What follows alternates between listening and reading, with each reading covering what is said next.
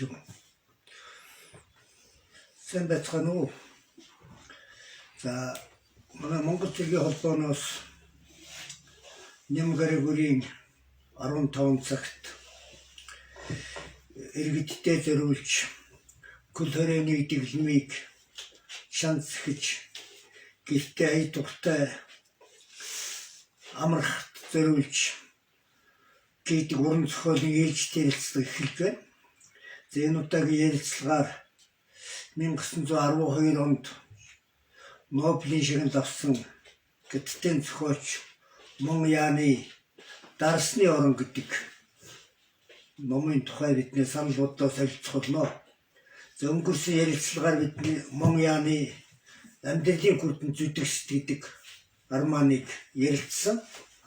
За энэ Дарсны орон гэдэг арманд хүндэт тавьсан Мон Яны санааг анхлээд гятадын орчин үеийн шинэ уран зохиолыг үндэслэгч Люсийн өөрийнхөө галзуу хүний өдрийн тэмдэглэл гэдэг зохиолч анхлээд зохиолд хүндэт тавьсан байгаа. За Люсийн бол Японд эмчийн мэргэжилд эзэмшсэн. За тэгээд гятадын орчин үеийн уран зохиолыг үндэслсэн юм хүн.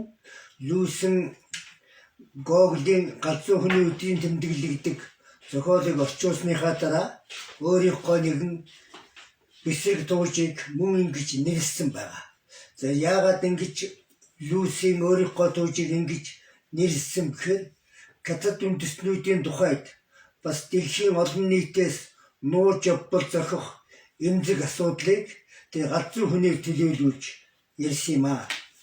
За Мон Яны туужсын номыг гаргасан байгаа. За энэ Мон Яны нэрд гарсан туужууд гэвлэгдсэн. За түүнээс гадна би танаас бас нэг номыг харуулъя гэж бодож байна.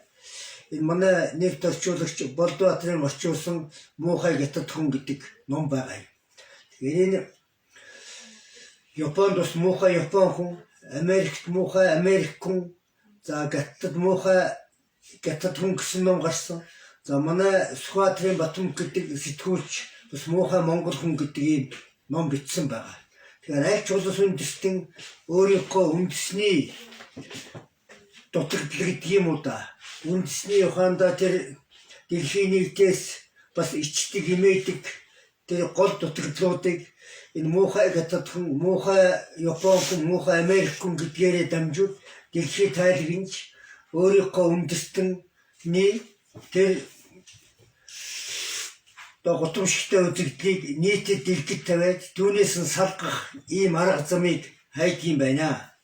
За Мон Ян өөрийнхөө Дарсны орон зохиол Люсний эхлээд өөрийнхөө галзуу хүний өдрийн тэмдэглэл гэдэг зохиолд хүнд тавьсан асуудлыг орчин үед зөрөгтэй дэвшүүл тавьсан.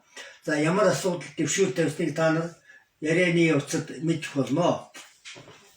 За ингээд 1941 он төрсэн прокурорын газрын мөрдөгч Дингаууэр гэдэг хүн нүүрсний уурхайд томилогдоод ирж байна. За энэ хүн яагаад ингэж нүүрсний уурхайд томилогдож ирж байгаагүй? Энэ уурхай дарга эрхтнүүд энэ отын дээгүүр тушаалтнууд хүүхдийн мах идэж байна гэсэн сураг мужийн прокурорын газар дуулсан. За ингээд Гаууэрийг томилж ирүүлж байгаа. Гаууэр бол одоо 1941 он төрсөн гэж хэлсэн. За прокурорын хажууд мэрэгдсэн, мөрдөх ажилдаа дуртай. За прокуроруудын дунд нэрд гарсан ийм мөрдөгч. За ямар нэгэн хүнд хэцүү хэргийг Дин Гаууэрт даалгавал одоо энэ ажил илэрнэ, энэ мөрдөх ажлын үр дүн гарна гэж прокурорын ажилтнууд өөрөө энэ хүнийг хүнэлдэг. Тийм учраас энэ Гаууэрийг энэ уурхай руу явуулж байгаа. За Гаууэр ер нь амьдралын явцад бол тийм ихнэртэйгээ нэг тийм ойр дотны харьцаатай ч биш, хүндийдүү харьцаатай ийм хүн. За бас арх тамхи дайралдуулж одоо татгалздгүй ийм нөхөр. За бас одоо тийм ямар нэгэн ихнээс гадуур нэг эмэгтэйтэй холбоотой байсан ийм хүн байгаа юм. За ингээд Гаууэр энэ отод ирж байна. За энэ бол нэг 2 сая хүнтэй гаттын жижигхэн бот.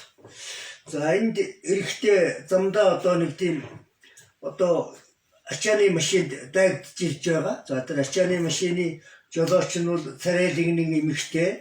За энэ хүнийг Дингаурыг одоо кавиндаа суулгаад ирж байгаа. За энэ явцдаа Гауэр ерөнхийдөө нүүрсний уурхай гэдэг ямар одоо күлтэй хүнд хэцүү ажилтай газар болохыг гадна төрхөөр нь ингээд ажиглаж байгаа. Ингээд нүүрсний уурхайд ихэд ирж байгаа. Нүүрсний уурхайд ирээд орох гэсэн одоо манай ч оруулахгүй байгаа. За янзаар хийгээд болоогүй. Тэгсэн одоо манай чинь буудчихж байгаа. За манай чинь нам унаад олон түмэн одоо шуугж байгаа. За энэ одоо хоол хүнсэнд хэрглэж болохгүй. Bir тийм одоо гөгшөрсөн зовлог гарлаа да. Атуу одоо энийг хэн идэхтэй гэсэн бат яриаж ихтэлсэж байгаа. За энийг юу харуулж яаныг ер нь энэ нотодын хүний мах хэрглэж хүнсэндээ хэрглэдэг юм байна гэсэн бас нэг сэжүүрийг Дингаурт ойлгуулах гэж байгаа. За гэхдээ энийг Дингаурээр нэг их тийм анхаарч үзээгүй. За харин тэр өвгөнийг буудсан гэргээ цагаатгаж тоглоомын буугаар буудсан, өвгөнтэйгээ намунтсан. Тэгээ тоглоомын бууг өөрийнхөө ханцуураа буудаж одоо миний ханцууг нэтлэхгүй байна. Энийг та нар үнэмшээрэй гэж иймэрхүү үйл явдал болоод энд нэвтэрч байгаа. За уурхайд нэвтрэхдээ бас өөрийгөө худал танилцуулсан. Би одоо танай үйлдвэрийн дараагаар томилогдож ирж байгаа хөөн гэж. За ингэнгүүтээ өвгөн бас гэмшсэн. Одоо манай даргыгаа ихэд оруулахгүй байх гэдэг нь би өөрөө хэлээд ажил албагүй болох юм байна гэсэн ийм сэтгэл санаа өвгөний толгойд зурс хийсэн. За тэгээд тийм аюулгүй гисдээр оруулж гисэн. Аюулгүй гисдээр ороод Дингаурээр аюулгүй гэлцэд одоо яриа хөөрөө одоо ирсэн зорилгоо танилцуулсан. За аюулгүй гэлцтүүнийг одоо шууд хариуцдаг ажил нь биш юм шиг нэг их тийм ойр дотн хүлээж аваагүй. Тэгтэл Дингаурээр одоо эхлээд одоо хундаг тулгсан. За тэгээ манай хотод энэ ирсэн хүн болгон дараа суудаг юм аа. 3-аас доошгүй уудаг юм шүү.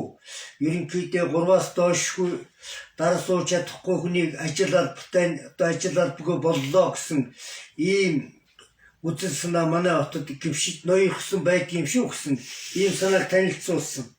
За тэгээд дарсыг бол ер нь ямар хуйцтай уудаг тухай бас энэ аюулгүй албаны ажилтан хэлж байгаа.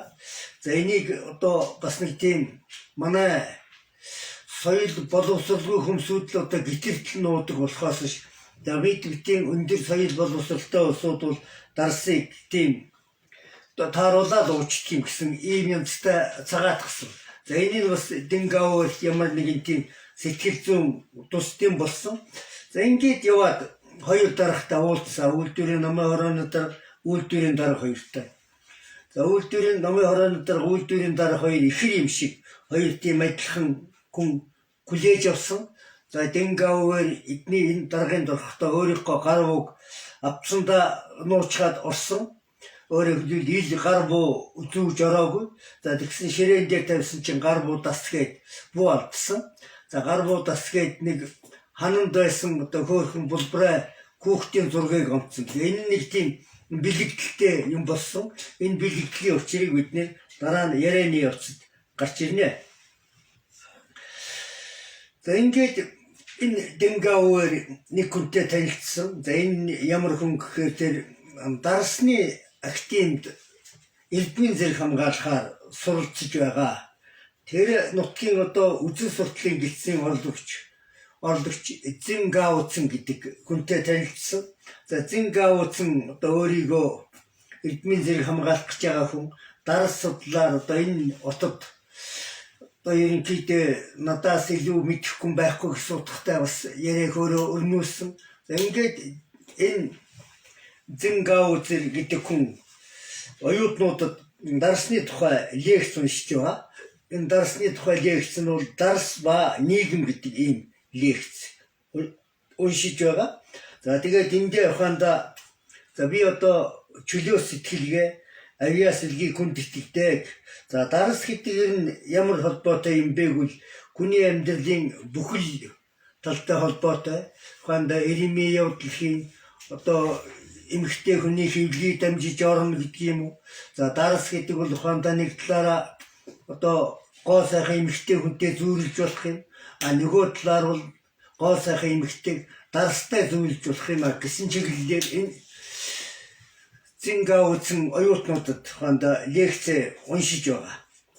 За тэгээд энэ явцад ер нь зохиолны тэмдэглэгдээд байдаг юм болов Гаттын эртний түүх уламжилттай домгууд их гарна. За Гаттын одоо сууд зохиолчдын тухай гарна. За түүгээрч орохгүй одоо Толстой, Энгельс, Горькийн тухай энэ зохиол бас дурдсан хэсгүүд байгаад байдаг. Тэгээ эндээс нь харуул одоо Мояны зохиол ухаанда Гаттын түүх уламжил домгийг орчин үеийн амьдрал дээр буулгаад урнаад өрсөлсөн ийм зохиолууд бичдэг хүн юм а гэж үзэх юм дүгнэлт хийж болохоор байдаг.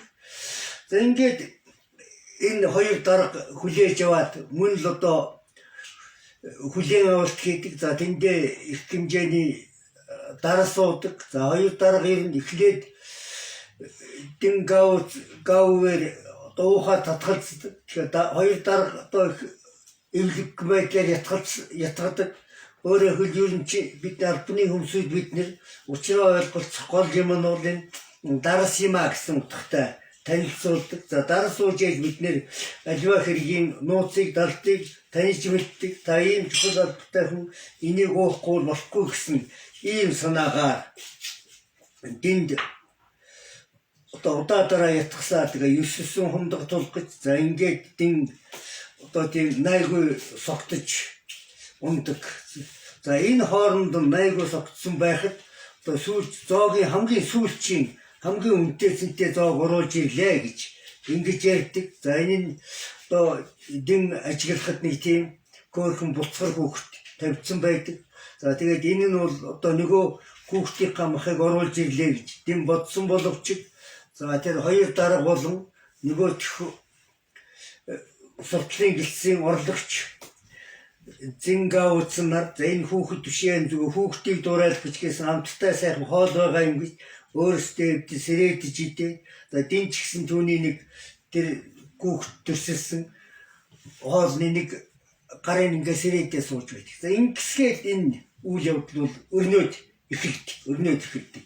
За тэгээ энэ дэр нь газар болгон ухаанда дарс тулгадаг ийм от байгаа юм.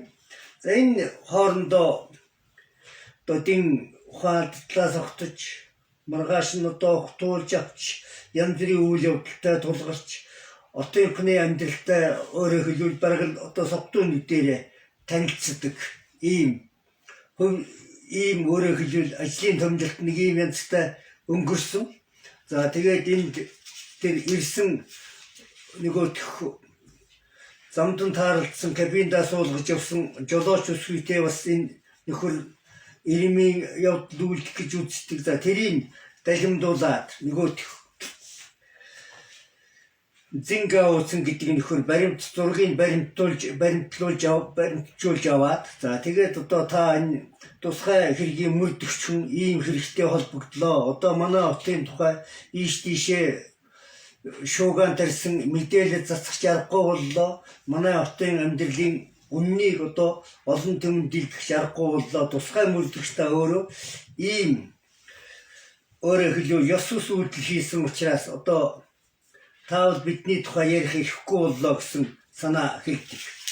За ингээд зохиолын дараагийн хэсэгт ерөнхийдөө нэг ийм үйл явдал гардаг. За Зинюан Боци гэдэг айл гардаг. Нэг ядуухан тосгоны айл. За өглөө эрт босоод Зинюан Боцигийн эхнэр сэрээдэг. За нөгөө ажилч нь одоо боллоо эртхийн явъя. Үүр дөнгөж цайгаагүй байгаа шүү дээ. За ингээд тэднийх бол олон хүүхэдтэй ядуу зүдүү амьдралтай айл. За тэнд одоо досон дингээр ирэлтэж хийдэн байхгүй юм айл. За тэр үтгийг хэл одоо гал асаах болохоор одоо захиу зохиж галаа асаадаг ийм ядуучдын амьдралтай тосхон. За энэ айл ч юм тийм тосхон. За тэгээд энэ айл Сиопа гэдэг өөрийнхөө хүүг одоо сайхан усан дорууж угаа цэвэрлээд за тэр хүүхэд тухайдаа халуун усанд орууллаа гэж уйлдаг. Дээрээс нь хүүхдээ усан мэд хүүхдээ хайрлаж байгаа ч юм байхгүй. Өөрөөр хэлбэл гэрдэг болсон энэ биеийн бүгдийг сайхан угаан үнд хүрнэ гэсэн тогтойгоор авгаа нөхөр хоёр ярилцж байгаа. Тэгээ хүүгээ аваад одоо өвгөн явдаг. За тэр хүүгээ авч явахдаа тосхныхоо захад байсан бурхны хөшөөнд бас төрөвчнээсээ нэг цаасан мөн гаргаж шатааж мөргөөд ингээд явсан. За ингээд энэ тухайда өөрийнхөө хүүг аваачиж зарах гэж байгаа. Нөгөө талаас ухаандаа шашны сүслэг үсэл мөргөлдөж байгаа нэг юм урт үйл явдал гардаг. За ингээд зав хүлээж байгаад завинд суугаад явдаг. Завинд суухт нэг сахалтай өндөр нуруутай одоо тийм төрмхийн маягийн мань нөхөртэй суудаг. Тэгтээ өвөртөө нэг тийм атингар их уртнуудтай хүүхэд тэр өндөр хүн авч явдаг. За ингээд энэ хүний энэ хүүхдийн үед бол 3-4 настай байрын хүүхдийн нүднээс одоо нөгөө хүүгээ авч явсан зин юан во маш их айж дүгшиж энэр нь ямар гэж сони нүдтэй хүүхд вэ гэсэн бодолтой явдаг. За ингээд хүүхдээ очиод тэр Күнсний академийн тэнд одоо тушааж байгаа. За ингээд хүүхдээ ханда хүүхд нь хамгийн их өндөрөнд хүрсэн. За энэ 21-нд татлаа 1-р зэрэгтэй боллоо. Ингээд ханда эндээс нийлбэр дүнгээрээ 2140 юаны үн хүлээж үнийг аваад ингээд явдаг. За энд хүүхдүүдийг ингээд тодтолж явдаг. Өөрөөр хэлбэл күнсэнд хэрэглэдэг тийм Күнсний академи гэдэг газар байдаг юм байна. За энд нөгөө замдаа таарлцсан одоо мань өвгний хэлсэн ухаанд тэр замдаа таарлцсан зин юу логин нөгөө жүтгэр шиг хүүхдүүд нэрлсэн хүүхэд тэр худалдаж явсан хүүхдүүдийн дунд орцсон. За тэднийг одоо ноёлсон, даргалсан, за зандарсан, зодсон нэг юм тодроод ирдэг. За тэгээд эндээ одоо тэр бяцхан жүтгэр гэд нэртэй тэр хүүхэд нэг иймэрхүү юм ярьдаг. За одоо бид нэр хоолунд идэж болохгүй. Хоолунд идвэл ухаандаа тарган затгал ингээ яагаачгүй одоо бидний өхөл төрүүлж ирнэ. Тийм учраас та нар хоолундаа татгалзах хэрэгтэй гэсэн ийм санаа хэлдэг. За тэрний одоо тэр хүүхэд бол ухаандаа тийм бусдаа даргалаа. За түүнийг одоо тэр жижиг хүүхдүүдийг цэргийн зохион байгуулалтанд оруулаад 4 хэсэг болгоод 4 хэсэгтээ одоо бүгд нь одоо ахлагтай байдаг иймэрхүү үйл явдал болоод өнгөрдөг. За тэгээд энэ хүүхдэр нь ямар хөө юм бэхээр бас өөрийнхөө түүхийг ярьдаг. Намайг одоо 14 настай байхад хүүхэд иддэг гэсэн тийм сураг дуулдж байсан. За манай ээж одоо жил болгон хүүхэд гаргадаг. Тэгээ намайг одоо нэг манай дүүнэрийг 2 настай байхад гівгэнтэн алга болчдөг гэсэн ийм санаа гэлжсэн. За тэгээд би одоо яагаад ингээд хайрс шиг сонин биетэй болцсон хүн гэсэн өөрөөр хэлбэл би ингээд ийм хайрс шиг биетэй болцсон. Тийм учраас намайг одоо зард борлуулаагүй юм. Өөрөөр хэлбэл би үнд хүрэхгүй. Тэгээд нэг айлд одоо нэг дарс уудсан. За тэгээд тэрнээсээ болоод миний бие агсаар байгаа тийм жижиг болцсон юм а гэсэн энэ түүхээ ярьдаг. Тэр за энэ үйл явдал ингээд цаашаа явдаг. Эндээс юу харагддаггүй бол ингээд ямар ч байсан тэр тосхонд бол тийм тэр отд бол тийм үйл явдал болдго юм байна. За гэтэл тэр одоо Күнсний академи байрладаг отын дэлгэд одоо тэр бүхэлдээ нэг ядуу тосхон байдаг хүүхдүүдээ авчирч тэр Күнсний академид одоо өгдөг, зардаг. За хүүхдүүдийн ухаандаа тодорхой үнэлдэг 1-р зэргийн, 2-р зэргийн, 3-р зэргийн гээд. За тэгээд авах зарж тэр худалдаж авахтаа бол маш нарийн ухаандаа чанар шалгадаг. Гэртээ тоостой байна уу, өвчтэй байна уу, даг гэртээ байна уу тэргээд эмгэх хуучтай байна уу тэр бүгдийг шалгаж явдаг нэг ийм үе явдал болоод өнгөрдөг. За дараа нь зохиолны төрслөгддөг хэсэг бол элжигэн гудам гэдэг нэг юм байдаг. Элжигэн гудам. За тийм тухайд элжиг нэдэлдэг. Элжигний махаар бүх төрлийн хоол хийдэг. За гэтэл түн ер нь ухаандаа газарт амьдарч байгаа амьтдаас элчний хамгийн амттай хэрвээ тэнгэрийн луу байдаг бол тэр шиг одоо тэрүүдэд дүүцгүүд амттай гэсэн ийм санаа хэлдэг. За тэгээд энэ элчигний махаар маш олон төрлийн хоол хийдэг тийм алдартай гудамж байдаг. Эдэн дандаа л элчиг нэдэлдэг ийм үйл явдал болж өнгөрч байдаг. За тэр элчигний тэр гудамжинд мухар тухай гэдэг зууш байдаг. Мухар тухай зуушийн эзэн Үу Ичи гэдэг одоохон байдаг. Одоохон. За энэ одоохон одоо багтаа шооптлогдож яваа. Гэтэл өөрчлөн байгуулж хуурай эрхлийг хаж ахуй үүсгэж энэ хүн уушийн газар байгуулсан. Уушийн газар. За сүүлдээ ингээд зохиол уншаад явж байхад энэ Үу Ичи гэдэг үл ичдтэй нөхөр болж өөртөг. Тухайлбал тэр өөрөөр хэлбэл бяцхан житгэргэд нэрлэгдэжсэн тэр хайрстай хүүхэд болчихдог. За дараа нь өөрөөр хэлбэл тэр элчиг зардах гудамжинд орой шүн нэг одоо жороо жижиг элчиг хүндлэн голд явдаг. За тэр өөрөө болж өөрдөг. За тэгээд тэр отод ирсэн одоо элбич хүүхэнд дурлаад хойноос нь дагаж явсан айлын ганцгүй болж өөрдөг. Энэ Үу Ичи гэдэг нь ийм ичдтэй хүн болж хуурдаг. За өөрийнхөө тухайд энэ хинд ярьж байгаа. Өөрийнхөө тухай хинд ярьж байгааг нөгөө Зингаоцэнд ярьдаг. Зингаоцэнд. За ингээд энэ тэр хэргийг шалгахаар ирсэн мөрдөгч ерөнхийдөө өөрийнхөө хэргийг одоо энэ отод өөрөөр хэлбэл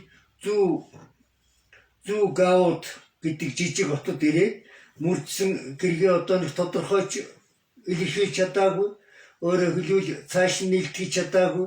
Ямар нэгэн тийм баримтсалт болоогүй. За сүүлдээ энэ шидүүдийн отод ирээд хичнээн удаж байгаа гэж мэдхээ байдлаас огтож мансуулсан ийм хүн болж өөрдөг. За энэ хооронд энэ зохиол нэг хүн гараад байгаа. За тэр нь ийм бэхээр энэ Зингаоцэн гэдэг нөхөр. За энэ хүн ухаандаа тэр суртлын гэлтсийн орлогч. За энэ хүн Моянтай харьцаатай. Моянаас ухаандаа уран зохиолч болох тийм зөвлөгөө энэ төр авдаг. За тэгээ Моянд бичсэн өгүүлгүүдэд явуулдаг. За тэр өгүүлгүүд нь төрөв миний одоо ярьдаг. Ухаандаа тэр тосгоны тухай өгүүлэг. За Сод ухаантан гэдэг өгүүлэг. За тэр Дохой хэрийн Баатар гэдэг өгүүлэг энэ болдог. За тэрийг ухаандаа Моньян тэр хүний бичсэн өгүүлэг болгож өөрийнхөө зохиолд гэрүүлээд ингээд яваад байдаг. За ингээд зохиол цаашаага ямар хуянцтай төгсдөг юм гэвэл за энэ нэр нь тэр Дингаор гэдэг нь өөрөөр хэргийг илрүүлж чадсангүй. За нөгөө талаасаа бол энэ хэргийг илрүүлэх нь ч одоо тийм гол үйл явдал болоогүй. Ер нь энэ гэдэгт энэ отод өөрөөр хэлбэл ийм хэрэг гарч ирсэн нь бол одоо тодорхой юм байна. За энэ отод бол ухаандаа арх дарсыг маш өргөнөөр хийлдэг юм байна. Хүний мах иддэг юм байна. Ийм гутамшигтай үйл явдал өрнөдөг тосхын от юм байна гэсэн ийм үзэл ийм үйл явдал зохиолын эцэст ингээд төгсдөг. За ямар дүгнэлт хийж болох юм бэ гэж. Ямар дүгнэлт хийж болох юм. За энэ зохиолыг өрн техникийн хэлсэн байгаа. Энэ номонд дурдсан Хятад ахуйн нэвтрхий дал гэж энэ дарсны орон гэдэг зохиолыг хэлсэн байх юм а. Өрн төхөнд ийм үнэлгээ авсан байх юм. За үнэхээр энэ зохиолыг уншаад байхад Хятадын ахуйг маш олон талаас нь харуулсан байгаа. Тухайлбал одоо хоол хүнсээ яаж бэлтгэдэг юм, ямар олон төрлийн хоол хийдэг юм, за зочдоо яаж дайлддаг юм, тийм үгүй. За тэгээд эмэгтэй хүмүүсийн хоорондын харилцаа ямар байдаг юм. За тэгээд уйс зуусын газрын үйлчилгээ, дарсыг яаж хэрэглэдэг юм. За тэгээд тэр отын өөрөөр хэлбэл уурхай амьдрал гэдэг чинь ямар хуу төгжигдмэл хаагдмал байдгийг гэсэн нэг ийм юмыг гарцаагүй өргөн олон талаас нь харуулсан байна. За хоёрдугаар гих дүгнэлт бол энэ зохиолд Хятадын эртний түүх домог уламжлалыг олон талаар нь гүндэд тавьсан байгаа.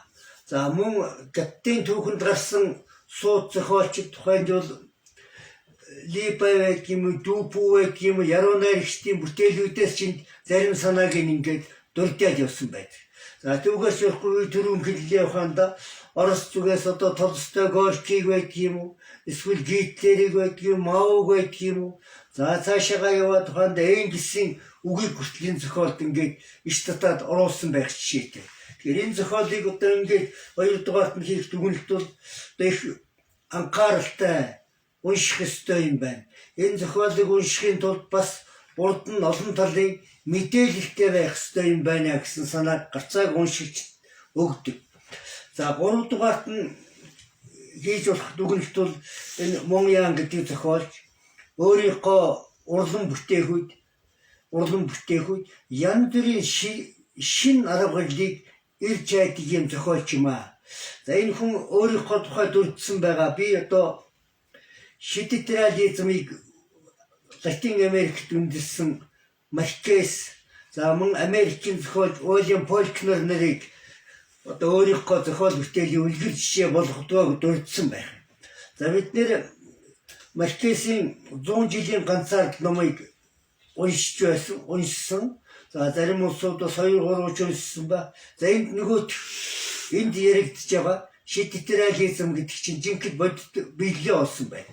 За Монголын зохиолуудад ухаанда түрүүний бидний ярьсан амьдралын хүрдэн зүдгсэж гэсэн ч бас энэ зохиолч гэсэн бас тэр шидэт реализмаас ороод ирдэг. Тухайлбал ингээд нэг тариачин Си Миннау гэдэг тариачин 5 янзын амьтан болоод төрдөг. За энэ дарсны оронд шидэт реализмын өөрөөр хэлбэл арга барил гэдэг юм урлагийн арга бүр их тов тодорхой төслөгднэ. Тухайлбал тэр УИЧ гэдэг өөрөөр хэлбэл одоо хүн ямар янзын болон төрс хэлбэр төвлөрч юу бүтээж байгааг энэ зохиолоос бид нэр харж болох юм байгаа. За тийм учраас бид нэр дарсны орон гэдэг зохиолыг манай уншигчид, хүүхэд, залуучууд ихэд анхааралтай уншиж шидэт реализмаар бүтээсэн зохиол бүтээлийн учрыг ойлгох ёстой юм гэж ингэж ойлгож байгаа. За 3 дугаарт нь энэ зохиолт өөрөөр хэлбэл гоо сайхны үзэл баримтал олонтой зохиолцдог. За тэгвэл гоо сайхан гэдгийг иймэрхүү утгатай. Өөрөөр хэлбэл гоо сайхан гэдэг тэр ялангуяа эмэгтэй хүний гоо үзэмж гэдэг бол хүнийг одоо дарс шиг ухаандаа согтоодог юм шүү. Гэхдээ гоо сайхан гэдэг бол одоо тийм цаг зүрийн үзэгдэл юм. Өөрөөр хэлбэл бүддийн шишний утгаар бол хоосон чанартай юм. Өнөөдөр гоо сайхан байсан хүмүүс дараагийн удаа ухаандаа одоо нас сөтлөөд ирэх үед тийм гоо сайхан чанараа гөгшин гэсэн утга санаа энэ зохиол байж байд.